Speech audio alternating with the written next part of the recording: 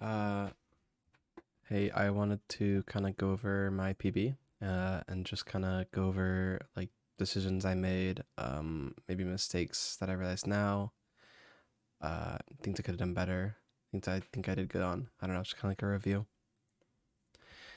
I think my map list in this was bad. Again, like it's pretty important that to think that it was like one of my first sessions. I still found out fairly quickly. I mean, like, this is fine, right? Like, I'm digging at 13 seconds. Who's on the other side of the island? Um, I have like mini time losses, like over scanning, and then here I'm using shift to go down, and I hit a block, so I kind of get caught for a second. That's annoying, but it's fine. I like kind of front loading my pie change just so I can make sure I can get lava while I'm in my portal to the Nether, because I think it's a pretty important utility, whether it's for like getting food from animals or like you can use it in the fort a lot to kind of kite wither skeletons to die by themselves. You can use it in like housing, right? It's like the best way to get pigs to path up during manhunt. Uh, but yeah, I just like to front load it, get it done really early so I never forget anything. This part's pretty standard. I think most people will probably make gold plate here because you want to kind of conserve all the iron you can. Some people maybe would argue that you would do gold plate and iron sword, which I think it makes sense, right? I'm just not too hugely fond of iron sword because it's pretty hard in a lot of cases to have to crit a blaze twice and have the rod still be retrievable from the third hit. I don't know. It's pretty lucky. I just pause and I get to like see the flint. So I mean, having that extra second is really nice. Here you can see I kind of copied the way I play islands from Dugile, where a lot of what you're doing during like TNT detonation stuff is just clearing out your inventory. So you'll notice like while the TNT's exploding, I get my food on my hot bar. I like put a gravel down. I do this. I move my food. I get my ingots in a certain spot. I just do this basically so my crafting is faster. I'm always doing like basically the same movements, like hotkeys while I'm doing crafting. And then I throw all this stuff out before I craft. Some players like Priffin do something a little different where they will just grab the wood and instantly craft because then all their tools will go in and then they'll get all the junk. I prefer to just get all the junk out of the way. I think it just feels better. It doesn't really matter though. But I kind of flub it here because I'm like I like didn't grab the wood, and then by then when I grabbed it, I still have these pumpkins, so the wood goes in my inventory instead of my hotbar. But I think I kind of made up for it pretty well. Most people have probably seen this. This is like right as I was learning tab craft, so this is pretty bad. I'm definitely a lot better now, but I still struggle with like this craft right here is really hard. But I think that this crafting is a lot not as bad as what a lot of people say. I think a lot of people like kind of freak out about it, but it really isn't that much of a time loss compared to like a million other things I did in this run that probably lost more. Another thing that people point out was how lucky I am that this is real, and yeah, it's pretty lucky. Like, this looks like the fakest thing ever, but there's like no reason not to check it because, you know, if it has even like the slightest chance to be real, you should check it. Cause like imagine if I reset early. Um, so this is a portal that was originally kind of made by Potazol, and then Priffin kind of added onto it and made it a little bit better. Basically, the gist of it is you are putting the door here, so you can stay up here and fill in the bottom two. Um, it also makes it so you don't get cobble up here ever. It's just really good. Um, you're supposed to orient the door with its back down here, so you can grab from this front lava. This makes it so you don't have to open the door or like move from your original position. It's just way better. So this is a mistake by me. And because of that, you know, I'm going too fast, so I ghost bucket. So that's another annoying little time loss. It's probably still very fast though. Like I'm still very happy with it, even if there's a couple micro things I did wrong. It's also annoying I don't get to grab that lava. You know, I was just talking about how much I kind of do like with my pie chart, so I can get the lava every time. But you know, it's whatever. A lot of times you're kind of low enough to grab lava. You don't always need lava. Even in housing, you can just use blocks for an FNS. So the way I play Nethers now is I play for a lot faster bastions, right? Because I want better times. So what you can see here is that instead of going 30 for E-ray, I go down to 40. It's just a little bit easier to get spikes if the bastion's really close. Sometimes if bastion's really close to you behind like a wall, you can miss like a big spike and not know where it is. If you're doing lower FOV or higher FOV, it's just way easier to spot. So I actually, like when I F5 here, I think that, I don't know if I saw it in the video, but the fort is just where I look. Like I do look exactly where the fort is. It's just like right here. I don't think I can actually see it. If I went a little bit further over here and did it, I would have seen like the leg of it. It maybe could have affected how I went to the fort and maybe saved a little bit of time, but it doesn't really matter too much. I think I kind of sent good pearls, although it was a bit unfortunate, but I'll talk about that when it comes. This is pretty standard. This is just like really easy to identify as housing because it has the offset bottom part compared to stables. It's just really iconic Bastion. It's like the Bastion everyone PB's on because it's just the best. You always go manhunt here. In like ranked or something, you would go mid down for more to always get the backups, but you just don't need to. You're playing for a fast time. You can take a little bit of a risk, only trading 9 instead of 11 or whatever it is. This was kind of a risky jump. It's really funny because I did like this exact same thing in my 1008 PB, or in my notes in my sub 10, where I like get really close to jumping in lava during manhunt. Doesn't really matter though. You see, I picked up lava before I started the route, so I could do lava there. I don't like to. Some people block off and check chest. I don't like to because it's usually overlapped with trades to go get it after and pyre and stuff. So I don't really care. I just kind of go in and start trading as soon as I can, possibly. So yeah, I mean, trading at 226. This isn't by any means insane. Like people have definitely had better pace. It isn't super fast. It's just manhunt splits are just gonna be so fast. It's like 40 seconds from trading, you can be out pearling already. So it's the best Bastion route. Like it's just so good. So much gold traded. You get so many pigs, and it's just so fast. So I do my pyrite here. I get that it's 21 chunks. Pretty much any good runner by now can just always know like how many chunks the fort is by the time they're like leaving trades or at least leaving the Bastion. That's one like the first overlaps you kind of do consistently. But I have, I like to clear my inventory here. Just like the first time, I like to sometimes, not always, I'll grab these trades and then throw in the gold and then clear my inventory. Just because it's a little bit easier to kind of grab everything and go when they're done trading. But here I opt not to do it. I just throw out the junk I already have accumulated from like manhunt chest. But I mean, here I'm already out, right? I see 4 beds. I see a stack of pearls. I see fire res. Like obby, you just kind of play around the chests. Like I'm gonna keep these guys trading, obviously, but you just play around whatever you get in this chest. I get 10. I could have like traded more gold around up top. And this see there's actually 20 obby if you go up top, but it really wouldn't have helped me that much, or if like honestly, if I wouldn't have helped me at all, because the second portal's in lava, so I probably would have wasted more time than it took for me to just take a dolphin to the ocean exposed portal room. So it kind of just worked out for me. You'll see it's really important to be messing with your inventory while you're pearling. Pearling is just one of the biggest overlap times. You have a lot of downtime. Here I only throw a book because I realized that I have exactly 3 hunger missing. It's really good to eat when you're exactly missing, just for max saturation per food. Also, I'm about to start pearling, so I need to start regenerating health as soon as I can, so I can pearl as fast as possible. So here's probably in my opinion, the biggest mistake of the run, is that I have, I'm going in this direction. I haven't seen the fort yet, so I have a couple ways to go. I can go back towards my home portal, because I see there's terrain up here. This is what I see that I want to go up to. And instead of going over here and going up top, I go for here. But this landmass ends up being a lot smaller up top than I thought, so it clears it completely and lands in lava. Granted, it ends up fine. Like I just throw a blind pearl after I'm in lava, get a little bit closer, and then I tower up and I get here. Now I've already seen the fort. This is kind of tough. It's like an easy pearl, but I don't realize there's a hole in the train here.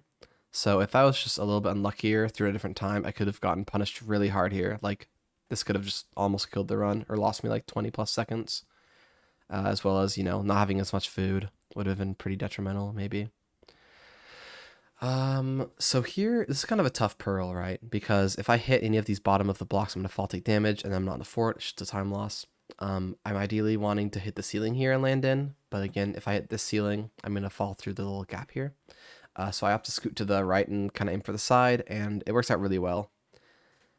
This part is also a pretty big time loss because I just kind of like, I don't know. It's a sub 4 fort. It's like, makes sense to be nervous, but I kind of just do some tomfoolery.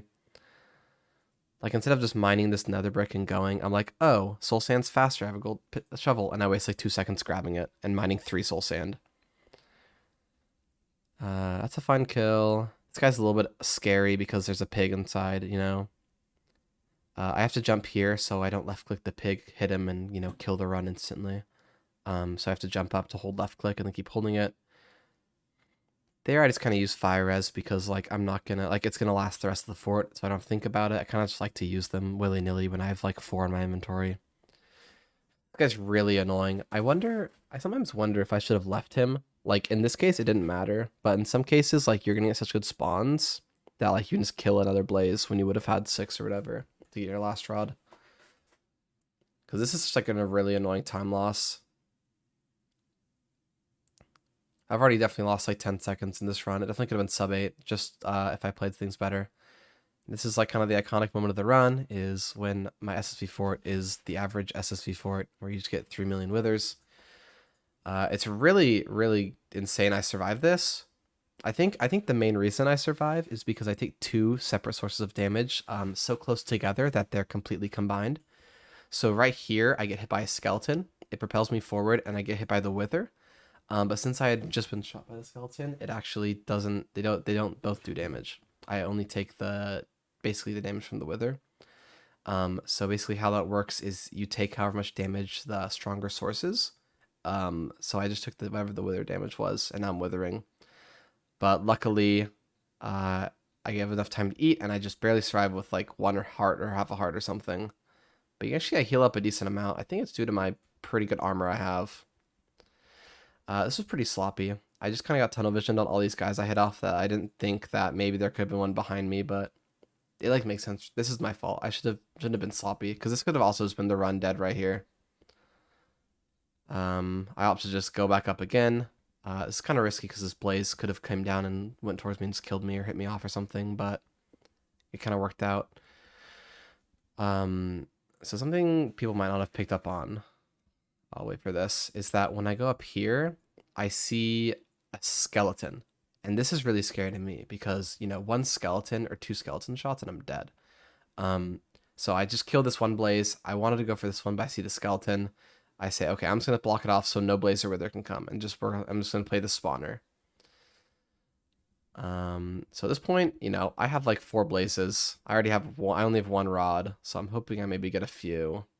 I got like 2 for 4 off these guys. Or 2 for 5 maybe. Yeah, 2 for 5. So I have 3 rods. I'm definitely gonna have to wait for another spawn anyways, because this guy can only have given me 4 if I wouldn't have killed him. So I go ahead and take the time to overlap my portal. I think I eat here as well. Maybe not. It doesn't make sense to eat here because I'm not really in any apparent danger. I want to just be mining out spawner, increasing my odds of being out right now as I can. I see this blaze and I think about going over there because, you know, there's still a skeleton behind me. That's kind of scary. But I just instantly see, you know, Wither skeleton bodyguarding him, so he's out of the question. So I go over here, and I don't think I see this. I do see a skeleton. I say fuck it. It's like a really risky play thinking back. Like 1 shot and I'm probably dead, and 1 Wither hit and I'm dead. So like this is really risky, but it worked out. I do some quick parkour. This block I placed back there is really bad because it lets these guys come over, so I just kind of block this off so I can't get hit. Luckily, no one follows me through the portal. So 555 blind. I mean, it kind of sucks because this should be like low 5 or mid 5 blind and world record. But I mean, all those wither skeletons, the batter rates, kind of mediocre spawns, etc., kind of kill it. I can't complain though. I mean, you've seen this run. Like, it's really good. Really lucky. Right here, it's like, you know, I'm playing a blind. I'm on an island, so I'm definitely don't want to. I definitely am fine crafting all my things because I'm not going to use 8 pearls if it's fast. I'm doing Bodai. If you don't know what this is, it's basically just aligning your angle that you're looking at to a like a rounded amount because the boat rounds it. And Ninja Brain Bot, the newest version, has a way to use that to give you better accuracy. I'm combining that with basically maximum zoom. And this basically allows you to one eye every single time. Even though it's not 100%, like this first offset is almost always going to be correct if you're measuring correct. This part's pretty embarrassing where I'm hitting this boat because I don't have an axe, so I think I punch it at first. Yeah, you can see like muscle memory. I just go to my 4th slot. I'm looking for it in my inventory, and then I remember, oh, my axe broke. I don't have one. This is pretty sloppy. I should have probably been in F5, looking to see if it was closer to the island or not. It also could have been like, it could have been on the sand because I go really deep here and I've kind of backtracked, lose a couple seconds. Pretty sloppy. I have dolphins, so I can raise my RD. It's actually good I entered the overworld in low RD because I think it just gives it a better chance to spawn dolphins really close to me. Maybe something for me to think about more often if I'm doing blind. And here, you know, I'm kind of panicking because I realize this can be like a sub 7 end enter if I'm lucky. I'm like, I kind of mess with my Ninja Brain box. I'm like not too certain on it. I'm kind of worried that I'm like going to the wrong offset. So I'm just like messing with it, adjusting it, seeing if it changes what it thinks. And it's still the same. So this is good. Right here, I see the Stronghold. This looks like just some random arterial room. Nothing crazy. And of course, you know, I don't see Starter. Starter's probably under the island. So I'm obviously going to just swim around, see if I can see the ocean exposed portal room. And right here, I think I do if I'm like move my camera. Yeah, right here. So this is when I really realized the run is good. This is now my end enter PB by like 15 seconds. As long as I get a 2-eye. I'm checking my inventory to make sure I have wood because I really, really, really don't want to have like a crook style incident. I was just being extra safe, you know. And it was. I learned this from some video of FSG players because, you know, they play for Ocean Exposed. So you place that block there to get up here quicker. It's also just kind of common sense. This is just me being nervous trying to put eyes in. And yeah, I mean, 704 end enter. So I do have 0 on this run. I have 4 beds and an anchor. I also have a stack of course and pearls. So I could have chosen to do it. I opted not to because I just wanted to kind of go in and hope for, you know, a 52-second end fight in sub 8. I maybe could have entered at like 708. No, I couldn't have entered like crafting explosives. So it wouldn't have been sub 8. Could have been faster than 810. But ends up being, wait for it, back 100. So I get rewarded for not going for 0, unlike my last run. My sub 10 when I didn't go for 0, and I got a 2.5 minute end split. And it was like a pretty doable 0. And I had like 7 beds. Obviously, he's going to craft some explosives. You definitely don't want to just like go for a 4-bed and not do a glowstone, an anchor, because like, you know, you're going to want to kill the dragon fast and not have to axe it or anything. I always just prioritize more than anything, just being ready for the perch. You'll see that like I go like 2 inches and I instantly have 5 and look at the dragon. I you know, put my explosive in my hotbar and then I instantly pick up the dragon. Like this is the most important thing to me, right? Because when you're playing for fast times, you're going to assume that you're going to be getting like a good perch. So, you know, you always just need to be checking it as fast as possible. Assume you're going to be getting like the best perch you can. Here I see it turn. I could have pearled here, but you know, I'm just like wondering if it isn't, and it definitely is. This is like insane pace, right? This is like the time Xanax beat the game, and my dragon's perching. So it's a little bit terrifying. This is a really early bed. I think this is correct in most cases, at least I think for me, to do a bed this early. Mainly because when you have 5 beds, like getting an early bed to guarantee you that your beds don't break seems fine. Unless I'm going to 3+1 with the better height, this is just the exact same speed or even faster if I have a bed instead of an anchor, or I do like an anchor +1. I could have done an anchor +1, but you know what I mean? I don't want to just flub it and lose 10 seconds when I can just kind of get my, you know, insane time. That's basically it though. I mean, biggest takeaways is just like, you know, I still struggle with little things mechanically. You know, I wasn't very good at my tab crafting at the time. I had some errors in having my portal. Those things are just kind of always going to happen. The seed is really good. I mean, it's just like a very linear BT to enter to Bastion to fort. The biggest time loss, in my opinion, being those pearls to the fort. Probably could have avoided being in the lava at all and been a lot faster. But I feel pretty good that I got a good time on the seed, given how kind of nightmarish that fort was. And I'm glad I hit the 1 cycle. Yeah, well, that's about it. This video's inspiration was from Kruin. I saw Kruin did one for one of his endenters, and I had been thinking about it for a little bit, but didn't really want to because Curry did the video on my run. Um, so yeah, thanks for watching. I may do these in the future if I get on really good pace or anything, but be sure to keep an eye on my YouTube and check out my Twitch, which is Meeby, same as my username. I'm playing a lot of any percent right now, trying to get more good times, maybe even a PB, maybe even a world record. Okay, see ya.